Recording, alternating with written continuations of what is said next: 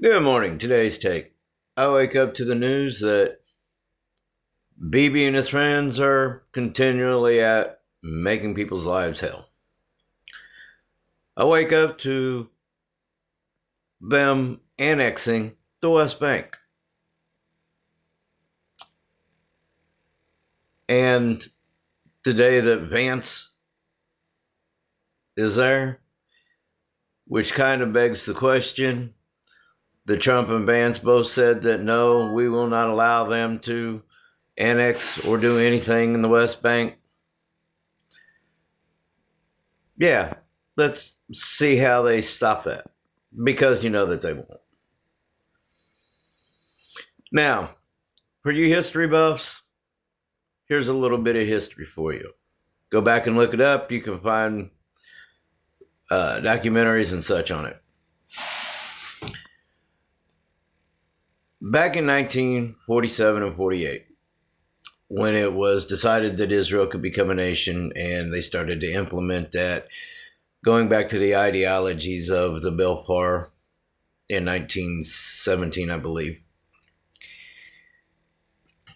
And they started putting up walls and annexing, and then they had the wars and they took Jerusalem and yada, yada, yada. All of that bullcrap. But most people think that when they think of the West Bank and they think of Gaza, they think of the Muslim population. And granted, I'm going to just go say that it is probably the majority population. But what they don't understand is there are ancient Christians there too. There's Arabs. There are people not affiliated with Muslims. And the fact that these people that they are displacing have more of a genetic connection to the entire area, including the state of Israel. And these new interlopers who were welcomed when they were trickle in throughout the ages since the destruction of Jerusalem in 70 AD and taken over by the powers that be.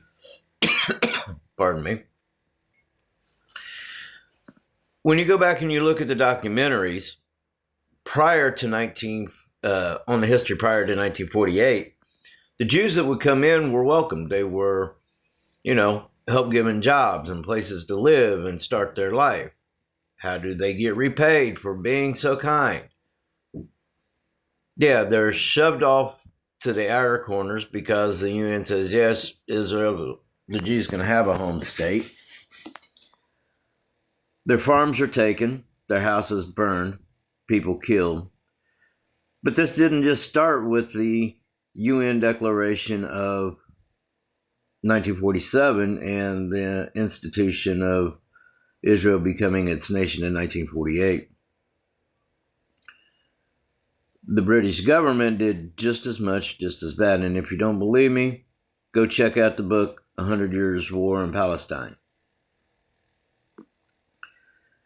And for you evangelicals that are supporting all of this because you think that the Jewish population in Israel is something grand, here's a couple pieces of information for you. Go back and read the Minor Prophets. All of that occurred on the return to Israel at the behest of the Persian Empire when Artaxerxes and Darius sent them back, gave them money, gave them everything back that was stolen from the temple so they could rebuild Jerusalem. The coming back to Israel occurred over 2,000 years ago. It's not meant for today. This is not the Jews of the ancient time. Shoot, most of the people in leadership, from Ben Gurion to Bibi, all changed their names to make them sound Jewish. Yes, they may have Jewish blood. I've got Jewish blood. Very little, and it's Sephardic, but it's there. Do I care? No, not really. But for you Christians that advocate this, and I actually heard a Christian lady in Jerusalem when she was asked, talking about the West Bank and the stuff going on in the West Bank and in the Gaza, she said, well, the Christians that live there just need to Learn how to be humble and accept God's will. It's not God's will. These are not God's chosen people anymore. I don't care what they say. Now, are there good Jews? Yes.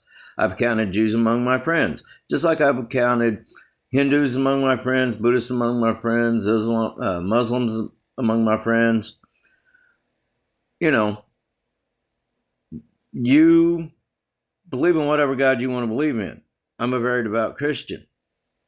But I don't have the ability to condemn anybody to hell for not believing. Judgment is not mine, that's God's. And he can do whatever he wants, save whoever he wants. That's his business. But this man that can judge everybody also said to love people. And if you think about it, the only people he ever went against were the religious powers that be, because they forgot who they were. Now, their sole purpose was to bring the light of God into the world. Guess what? That happened. In a little town in Bethlehem. Enough said there. Here's the point. Evangelicals who wrap yourself in a Christian flag and the cross and the American flag, and we'll do the whole nationalist thing another time. But all of your ideas about Israel are only 100 or so years old. It started with one man who brought us the Scofield Bible.